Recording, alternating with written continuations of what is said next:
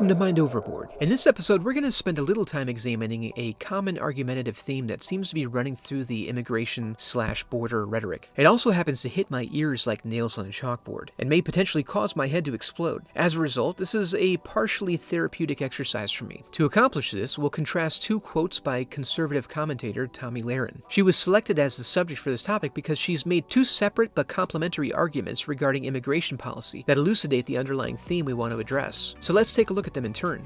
In the earlier stages of the ongoing border fiasco, and before those people who are so inclined had the opportunity to acclimate themselves to the ghastly treatment of immigrants attempting to gain entry to the United States, Ms. Lahren made a tweet supporting the idea of building the border wall. The argument presented the issue in terms of wanting to keep the people inside the wall safe, rather than focusing on the idea that its purpose would be to keep out a particular type of person or ethnic group. The wall and the expulsion of certain individuals was about expressing care and concern, and the lengths to which we would be willing to go to protect what we find most precious.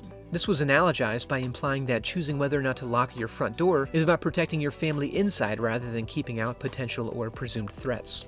This is, of course, a meaningless equivocation. The analogy falls apart as soon as the speaker is asked against what or from whom the owner of this proverbial house is protecting her family. In these terms, the argument is revealed as a trivial way of attempting to present the idea that outsiders, whatever groups are deemed as such, represent an inherent danger in a somewhat positive light. Despite its flaws, the analogy does benefit somewhat from this positivity. It's probably the most polite terms used to frame the issue so far. It represented a kinder, gentler approach to expressing a desire to exclude certain types of people from our company. We've now moved well past this rhetoric. As more information becomes available regarding conditions at the border, but the desire to differentiate between certain types of people in order to justify dispelling them persists, it becomes necessary for proponents of these ideas to find ways to not only maintain that sentiment, but to do this while also justifying the poor treatment of border crossers.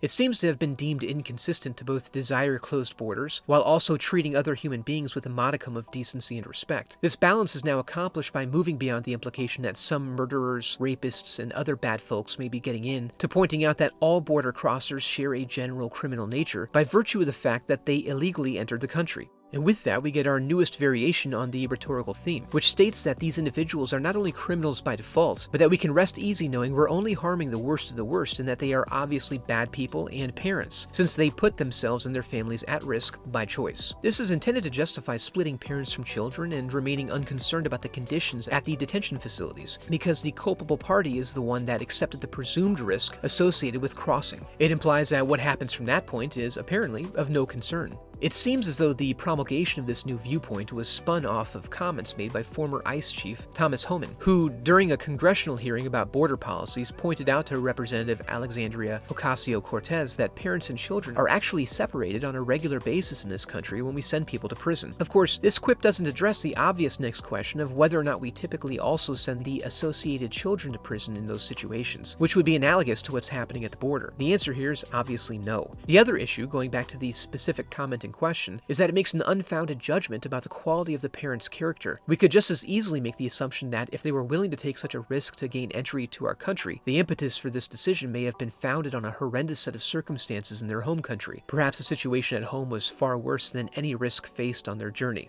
Of course, there's a much larger issue with this line of reasoning that isn't addressed by providing commentary on the talking points, because the talking points are a distraction intended to calm a collective conscience. The bigger issue is not about whether we should have an open or closed border, which is a false dichotomy, and that we didn't have an open border to begin with. The issue is that there are regulations in place for managing these situations, and we are utterly failing to uphold them in a reasonable way. People immigrate to the United States every day. There are processes in place for setting up short and long-term visits or residency, as well as pathways to citizenship. There are formal processes in place for seeking asylum or sanctuary and other means by which non-citizens may enter the country. The associated requirements are malleable and based on our willingness to take on additional residents during a given time period. Failing to follow the process necessarily requires some form of detention or delay on the part of the traveler, while a determination is made about whether they qualify for the status they're seeking based on their circumstances and the guidelines that are in place. It can be argued whether we have the correct regulations or restrictions in place, but that is separate from the issue of logistics and bureaucracy, which would simply involve tracking and managing people in a reasonable way while making a determination regarding their next step.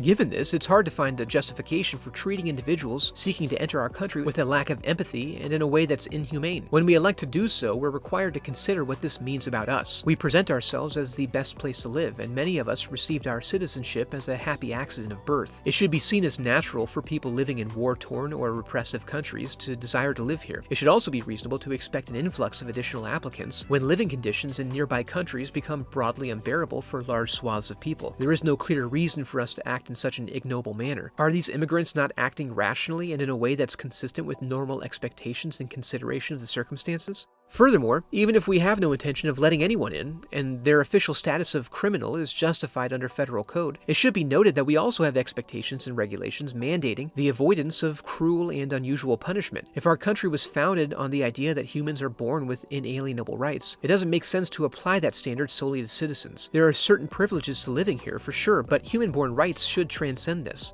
It really comes down to how we choose to view ourselves. Are we the greatest country? Are we a world leader? We should demonstrate our power through magnanimity. Our actions should demonstrate an understanding and appreciation that people want to be here due to our quality of life and availability of opportunity. We lead by doing well. When we refuse to treat others, especially those already disenfranchised, with a basic sense of dignity, it reflects back on us and calls into question the degree to which we have dignity of our own or are worthy of respect. If it's a problem that needs to be solved, we should be able to solve the problem at hand while setting aside the broader conversation about immigration policies without treating people like human garbage. It seems beyond question that we're capable of redirecting immigrants and asylum seekers through our normal vetting process in a well-executed and organized manner, declining to excuse our mistakes while treating them in a way that demonstrates our quality. I'd love to hear your thoughts on this in the comments below, and for you to continue to participate in the conversation by becoming a subscriber. I hope you enjoyed the video, and thanks for watching.